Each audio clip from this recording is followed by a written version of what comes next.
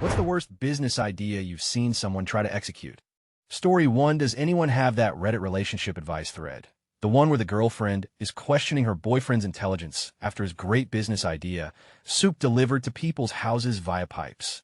Story 2. There was a guy in my town that opened a business that was the equivalent of a brick-and-mortar version of Craigslist or newspaper classified ads.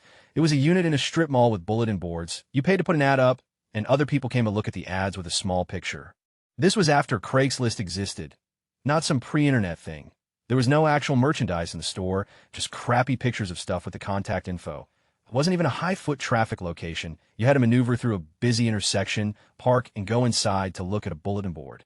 It went under, and he tried to blame the landlord because he couldn't get a sign permit for the end of the building, even though he had 2 other signs. Story 3. Father-in-law drove 18 hours down to Florida to catch shrimp, filled his tiny car with tons of the shrimp, and drove back. It took days to vacuum seal the shrimp that hadn't gone bad, only to sell a few bags to some friends. The car smelled like seafood for years. Story 4. When I was in high school, one of my friends wanted to start a little coffee shop at chocolate stand with a cuddle corner and free hugs for anyone who wants them. She offered jobs to our other friends. The idea was that this little business would be operated and staffed by high schoolers. She failed to see the issue with having 16-year-old girls required give free hugs to customers or having to staff the cuddle corner. Story 5. Can't believe no one mentioned that guy who went on Shark Tank to pitch a Bluetooth earpiece that you got surgically implanted in your ear canal that you charged by sticking a needle in your ear while you slept.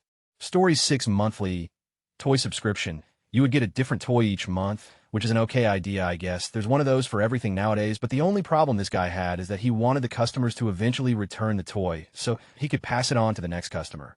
He actually got in talks with an owner of a local shop to help him start, but the enthusiasm flattened out quite quickly.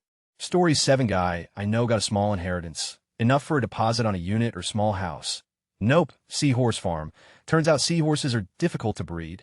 Story 8. In about 2005, my friend's dad tried to start an arcade in a small town just outside walking distance from school using beat-up secondhand machines. To get there from the school, you'd have to walk by an established, larger arcade that also sold food. Edit for the actuality crowd. I guess it was walking distance, just not a convenient walking distance. Sorry for poor wording. Story 9. One of the younger dudes in my karate class was going to start a handyman business. 24H. Anything needing to be done anywhere in our district sounds good. You're going to get a loan and buy a used truck and get some tools. And you never have talk time on your phone. So we go landline 2006. So I'm not super outlandish. No, it'll go on my bicycle and it'll just use the tools they have and they can email me when they need service.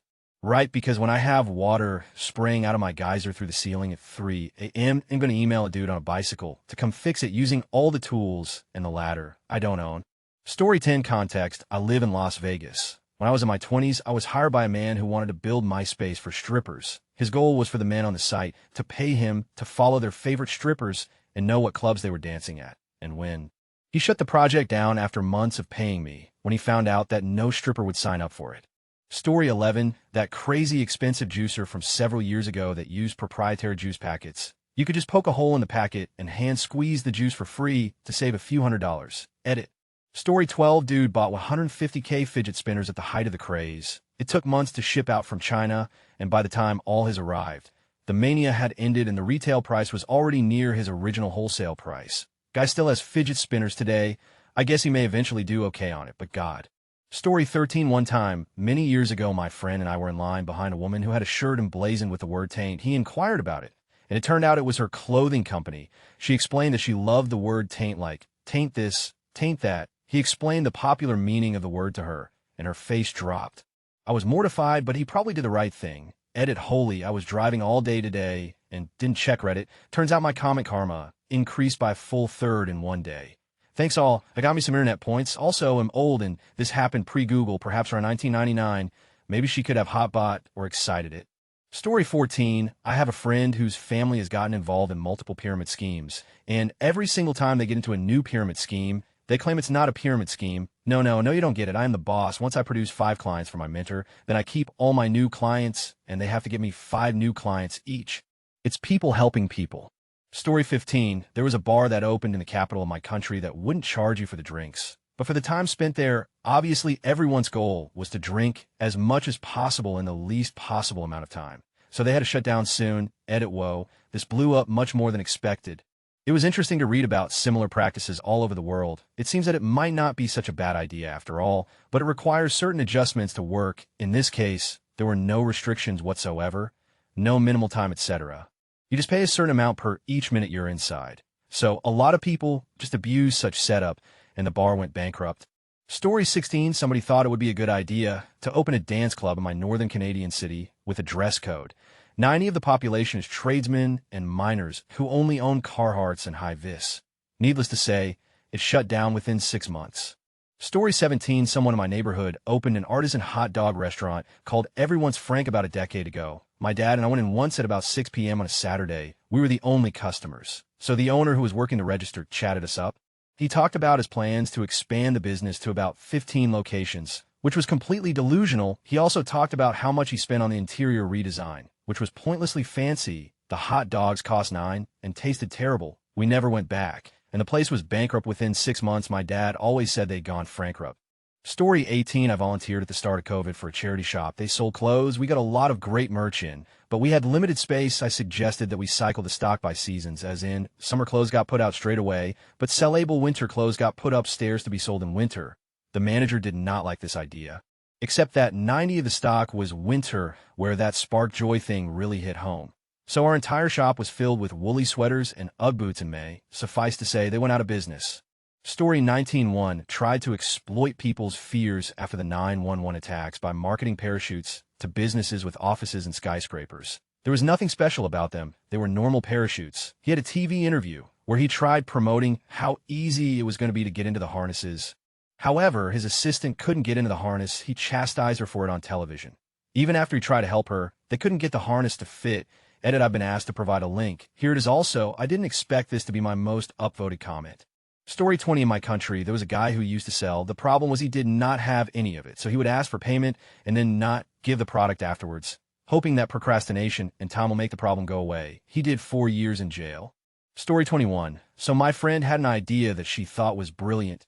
It was to take all tap water and bottle in parks and sell it, and then use that money to pay for homeless necessities. Really good intentioned, and a kind gesture. However, in my country, there are free fountains everywhere for drinking.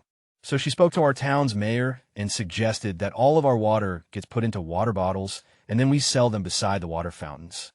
The mayor destroyed it really quickly with how it would create unnecessary waste. The amount of money you have to spend on wages to have people standing near fountains, 247. What if people have reusable water bottles? And why doesn't she find a way to collect money for existing homeless programs? Friend got pissed. Still think her idea is brilliant. Edit, everyone is commenting how this is Nestle, but I don't think they're reading the post fully. The part that the mayor rejected wasn't reselling tap water. It was taking free public water in fountains, which is maintained by tax money, and then charging for the water again right beside it. It's like standing in a park selling oxygen tanks. It was also just a funny image to me to imagine entry-level workers, most likely young teens, just standing around all of our water fountains, 247 charging for redundant and wasteful water bottles. The cost of this would be very high, and it would probably not generate enough revenue to begin to pay back the wages, let alone contribute to homelessness effectively. I think an idea could be here, but it needs a lot more work, and I think she moved on. Story 22, specialty chocolate shop. It only sold the exact same standard candy bars as any supermarket, but with less of a range, and at 4 times the price. I asked the manager if he had Lindt chocolate upmarket, but well-known product, and he said, "What are those?" Also, there was a supermarket 2 doors down. Story 23, a loudmouth drunk, supposedly an ex-NFL player from way back, opened a fancy pizza place across the street from the small town's old favorite normal pizza place. It was a pretty obvious attempt to put the old place out of business and corner the lucrative small-town pizza market. The owner of the new place would get hammered and walk around to random tables to schmooze. He would loudly hit on the ladies in front of their dates. It had really good pizza, but it was horribly overpriced, and the portions were tiny. It went out of business pretty quickly. Story 24, we have a small-time theme park in my state called Evermore, and they thought it would be a good idea to try and sue Taylor Swift over her album of the same name. Story 25, I had a client apply for a $3 million SBA loan to buy a treehouse building franchise. I asked him why he wouldn't just build the tree houses and save the $3 million. He said had never considered that. Story 26, Quibi. That and something I saw on Shark Tank, these buttons you put on your nightstand. So you can tell your spouse you're in the mood for without risking rejection, like just talk to the person you married, maybe. Story 27, there was a bar that opened up in my city, and their entrance was hidden. They did a news story, and they refused to tell the paper where it was actually located. To everyone's complete surprise, they only stayed open for a couple of weeks. Story 28, therapy. Getting women to become breast therapists to come put it on your face whenever you feel bad for therapy and get insurance to cover it. It didn't work. I moved to a new town about a year ago and saw this office building called the Income Store. It didn't look like anyone was there, but this is May 2020 we're talking about, so that wasn't all that weird. I guess it was a staffing agency or something, but the audacity to call yourself the Income Store. It sounds like the butt of a joke. Money doesn't grow on trees. It doesn't? Well, then let's go get some at the Income Store I drove by recently and noticed that the Income Store looked a bit more than just COVID unoccupied. It was straight up abandoned. So I finally Googled it to solve the year-long mystery. It was a Ponzi scheme. Story 29, I had a customer once that wanted to build an auction website that would put eBay out of business. His hook was he wanted to sell very niche, expensive items. To kick the whole thing off, he was going to sell Monica Lewinsky's stained dress. Out of all the polite questions that emerged from the initial meeting, I finally got around to asking how he ended up with the infamous dress. Oh, I don't own that. I was just going to take the final auction bids and offer that to Monica for the dress I see, and your budget for building said empire. Would $1,500 get me started? Story 30, at a place I used to work, we supplied printing companies with their ink, being that digital printing is well and truly established at the point. There wasn't a whole lot of business for this type of ink anymore, so there was a lot of competition between suppliers. One of the technicians somehow weaseled his way to the top despite no business experience. When he was told to very simply make more money, rather than go out and find new customers, his bright idea was to make our company's ink weaker, with the intention that our customers would just have to buy more product to complete their jobs. Surprise, the customers didn't like that and went to competitors. Business was closed within a year. Edit, to make some clarifications. The CEOs of the parent company in Japan weren't fully aware of everything this guy was doing to run the business into the ground. There was a lot more stupid he would do. I could probably fill a book with stories from that place. It was not a sound business plan that you could compare to other products and company because we were already getting some complaints that some of our colors were weak. This is what gave the guy the idea, to make them weaker. He was told by several people it was a stupid idea and would not have the desired effect. It would just drive our clients away. He was certain, though, that they'd all just accept the shittier product and pay more for it. Story 31, my dad has been in hundreds of pyramid schemes. When I was a kid, he would always describe how the pyramid worked, and I would help him with his meetings. Took me a long time to figure out his get-rich plans were really schemes. He still does them. Never been rich off them, though. One was Excel, a super cancer-beating fruit juice. You give me 5,000, then you get 5 people to give you 5,000, then they get their own people to give 5,000. Story 32, tanning salon in Bangkok, Thailand. Thais idealize snowy white skin and go to huge lengths to avoid the sun on their skin. They've never gotten used to seeing Western women baking in bikinis on beaches. Story 33, someone in Edmonton, Canada, opened a dairy store, milk and cheese, and placed it across the street from a large grocery store. He hoped that shoppers would buy everything they needed at the grocery store except their milk and cheese, which the grocery store had ample supply of, and make another trip to their store for milk and cheese. It didn't last. Edit, wow. I woke up to a whole lot of responses. Many people brought up specialty places, butcher shops, artisanal stores, etc., which, yes, could be a great thing. The place I'm talking about just supplied the same big dairy milk at the same prices and no fancy cheese. It was only really convenient when you only needed a carton of milk and didn't want to deal with a huge parking lot and the hassle of a massive store, but like I said, it didn't last long at all. Story 34, in our town a few years ago, was a zombie-themed donut shop. Yeah, the donuts had cool names and interesting ingredients, but unfortunately, they cost almost twice as much as Krispy Kreme. I mean, kudos to them for trying to cash in on the zombie fever that was going around at that time, and at least they took a shot, but the business didn't do well. They closed down pretty quickly. Story 35, in my college town, there was a cereal restaurant. Why make a bowl of cereal at home when you can pay $5 for someone else to do it? Not surprisingly, it closed soon after opening. Story 36, top for me, has got to be a client of a design firm I used to work at. He was a trucker, his wife was a trucker. He wanted to make a sanitary pad that wouldn't need to be changed. Imagine a pad with a little line running down to a micro vacuum strapped to your leg, exhausting into another leg bag.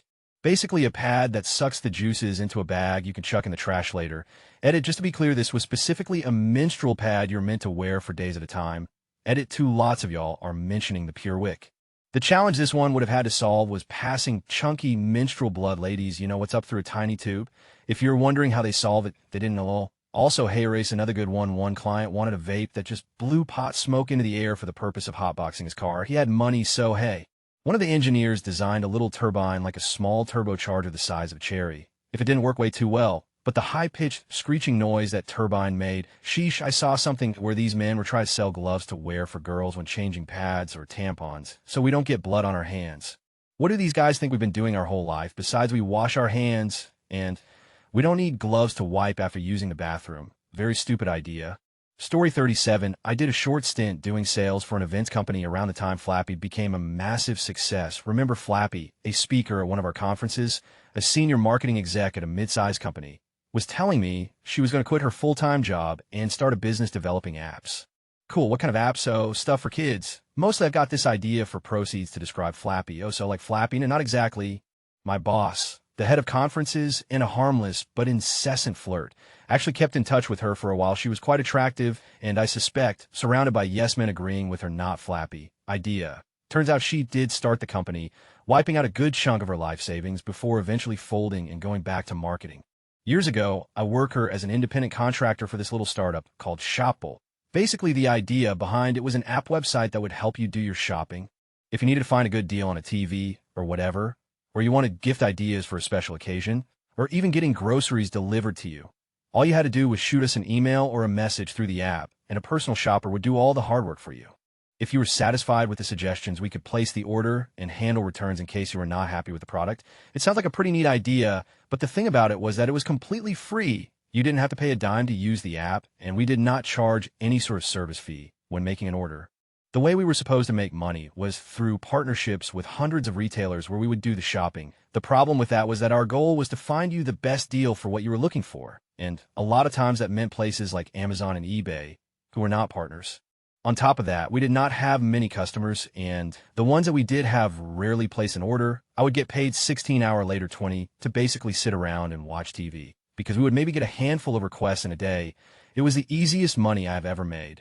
There was one time period where we were busy, but that only lasted about a week. They were trying one last-ditch effort to drive sales by creating this device called Alfie, which worked like an Amazon Echo to connect people with shoppers. They literally gave away thousands of these devices hoping that it would make a difference. It did not. Most people gave their devices to their kids for some reason or tried to use it to ask it things like you would Alexa, but we were only allowed to handle shopping requests. After the initial buzz died down, it went back to being normal. I worked on the project for over 2 years, and am surprised it lasted that long. But then again, this was funded by Sears, a company known for bad decisions. Story 38, my mother with her wonderful idea of being a baby masseuse. Yes, massages for babies was her idea. Except in order to be allowed to touch random children, you need to be a certified professional, preferably operating in a clinic for obvious reasons. My mother has 0 certificates, 0 diplomas, doesn't take any care of herself at all, has poor hygiene, and lived in a sketchy neighborhood. Now imagine an obese woman with greasy hair and worn-out clothes saying she wants to give a massage to your baby. Not to mention the fact there's already children's doctors and other professionals who have training and know what they're doing, unlike her, who watched 2 videos on YouTube and decided she was a professional. Yes, Mom, great idea. I really can't understand how that business idea of yours didn't take off immediately. Story 39, dude wanted to open a film and video equipment rental house in a small town. If you don't know anything about professional grade film and video equipment, it's expensive so already the barrier to entry is incredibly high since you need to build up a half-decent inventory. Also, there really wasn't much of a film video industry in this town. There were colleges and film students, but they weren't going to cut it. Film students are usually broke, source I was a film student. The nonsensical part is that this location problem was entirely self-imposed. He was only a couple of hours away from a major city with a ton of film, TV, and video professionals. Had he picked up and moved and got even a fraction of business, their head be okay. He might have had to undercut the bigger rental houses by a few, but some margin is better than no margin. Filmmakers will drive a few extra minutes to get a small discount, but nope. Dude was super committed to making this rental house work in a small town. He's incredibly headstrong, even though I gave him that paragraph of reasons why this might not be a great idea and how he might revise his plans to make it work. He thought I had a sense for this kind of thing, and he asked me how much it'd take to get me down to this small town to help him out with this project. I gave him a number that was a bit below market rate, but he wanted me to fully commit to this project without any expectation of a paycheck. I had shot a few things with him previously, and we had a somewhat decent business relationship on that front, but man, I'm a videographer, not a rental house owner, so I declined that offer. He didn't take it well, and he cut all ties shortly after. To be honest, I'm kind of glad he did.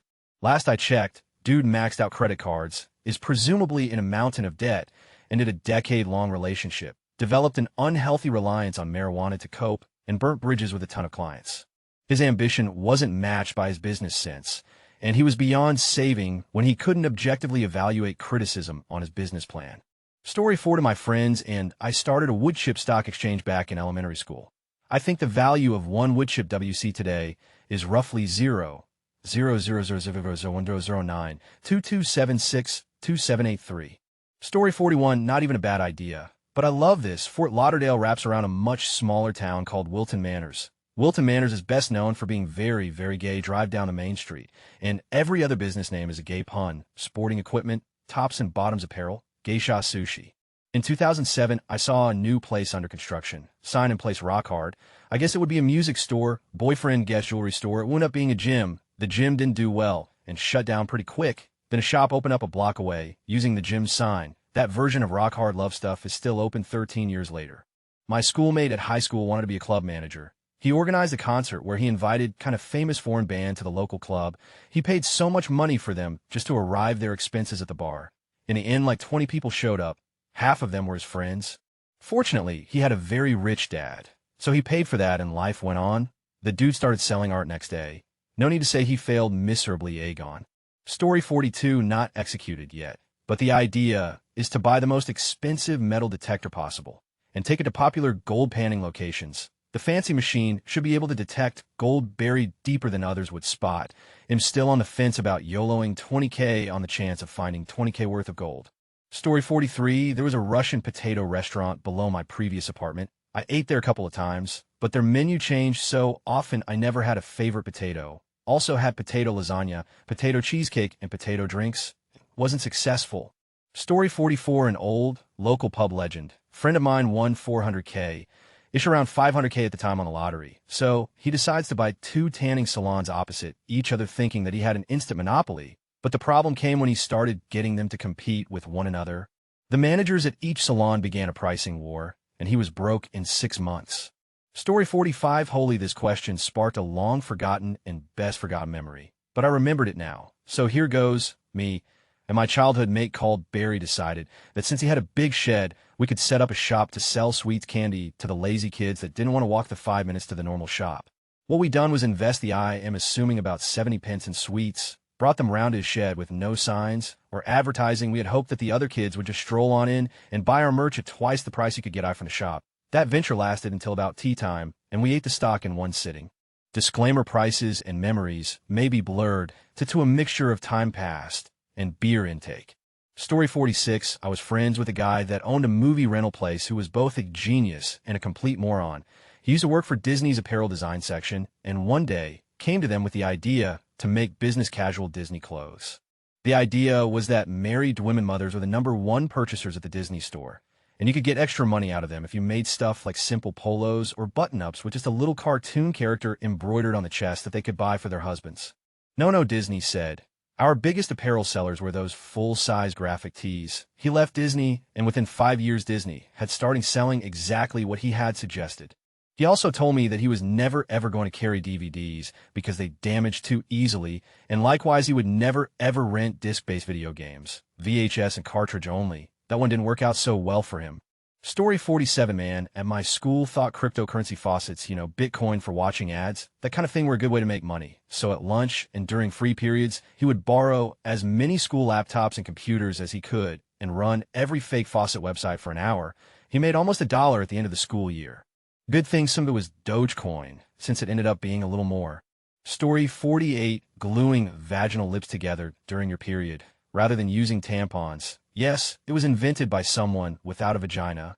Story 49, not technically a business idea, but me and a buddy of mine were at a bar playing pool. Some guy came up to us and said, "Hey, my buddy is really good at pool, like so good that he usually scams people, but he's really drunk right now. So do you guys want to play him for money? How dumb did he think we were?" Story 50, a digital camera that looks like a classic Japanese 35mm point and shoot. The memory card, which looks like a 35mm film roll and only has space for 36 images, has to be sent away like in the old days to get developed into prints that are mailed back a week later. Was on Kickstarter. Story 51, there's a restaurant on the corner of my street that changes hands and becomes something new every year or two. It's like the place is cursed. At the moment, it's a meatball restaurant called Meatball. All different kinds of meatballs, sorry meatballs, with different kinds of sides you can get. Trouble is, they taste really bad, and the staff are obviously from the same family, undertrained, overeager, and just kind of weird and make you feel awkward. I had a salad that was just dry spinach leaves with no dressing and some lumps of pumpkin, so. I wanted them to be good. Story 52, a lot of restaurants, when facing financial crunches, will raise the price of the food and cut the serving size. People will usually tolerate one or the other within reason, but to do both is asking for trouble. Many restaurants face shortfalls, but if they don't do this, oftentimes they can weather the storm. If they do cut servings and raise prices, they almost never survive. Story 53, spam. Mail wanted me to pay bitcoins so the perpetrator wouldn't spread pics of me allegedly wanking to. Had a good chuckle. Then I wondered why that mail got through the spam filter, while the 2FA mail from a big microelectronics vendor login was caught it again.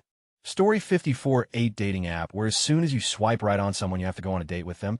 This was thought of by my male friend who had matches but no dates. I told him that as a woman, I wouldn't feel safe going on a date with someone without talking to them, but he didn't seem to care. Story 55, dude I know, was a hard worker, but not too smart when it came to the big picture. He always wanted to be a businessman, which, in his mind, seemed to mean wearing a suit and telling people what to do. I encouraged him to take business classes, which he never finished. Try to teach him the basics of using Excel to make expense sheets, which he got bored of, just generally wasn't interested in the long way of doing things. He went away for a while and did some contract work that meant he lived like for a few years and came back with mid-5 figures in his pocket. He tried to get me involved in a couple of ideas, including an at-home stripper pole install, which I was able to talk him out of. Eventually, I could see his eyes glaze over when I tried to dissuade him out of risky pursuits, and he stopped discussing things with me. A little while later, he hooked up with a dude that matched his idea of a businessman. He used fancy buzzwords, dressed flashy, and inflated the importance of every activity. You weren't hanging out, you were masterminding, or some such bullshit. They ended up going around the country for meetings that involved trying to keep up with their potential partner's expensive lifestyles. The idea was to get fancy clothes from America and sell them in parts of Asia you wouldn't normally expect.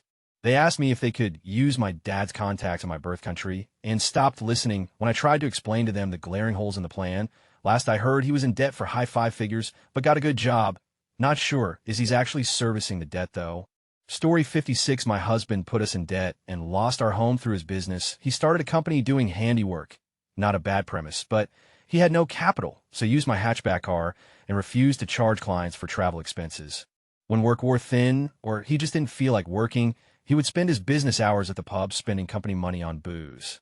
Story 57, there was a neat little smoothie shop across from my high school. It even had a small student discount. Now, hey, race the thing, it sat right next to Mom and Pop Donut Shop. I would go every day and get a meal for $3 in a basic corner store. I could manage a meal for about $4.50 if I was being really stingy, and the clientele is almost only high schoolers for these locations. The poor ones at that. The rich students had cars and money to eat elsewhere. Meanwhile, people like me who had about $10 for the whole week made do. Back to the smoothie place.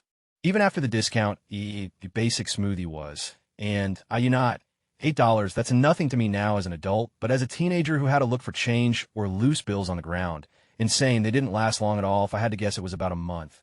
They also had competition with the food truck on the other side of the school. Cheapest meal was about 4 drink included and much more filling than one smoothie. They have since been replaced by a boba and rolling ice cream store that is doing well. Not exactly my thing, but at least they know their market. Story 58, the banana pudding store. One day, my ex and I were taking a stroll downtown in the city that we were living in at the time. We passed a store that was called the Banana Pudding Store or some such. I don't remember exactly. Well, I'm sure they sell more than just banana pudding, so let's go in. You know, like how Home Depot sells more than just hardware. They sell Gatorade, candy bars, etc. There were vats of banana pudding in the display cases, and I thought, well, surely they must also sell other flavors. So I asked if I could have a chocolate pudding, and the guy politely informed me that they didn't have chocolate pudding. So I asked if they had maybe butterscotch or something else. No, ma'am. Just banana pudding here. I mean, it wasn't false advertising, but surely he couldn't be selling just one single flavor in that whole shop. Could he, as expected, the next time we strolled down that street a month or two later, the store was shuttered. I feel bad for him. I'm sure that the guy made great banana pudding that all of his friends and family would compliment him on and tell him that he should probably open a banana pudding shop because it was so good, but I don't think they literally meant that. There's this boy I went to high school with. He's trying to be a motivational speaker, and he really loves helping people set goals. His business plan was to have people give him money, and then when they accomplish their goal, they get their money back. Edit, this has absolutely nothing to do with weight loss.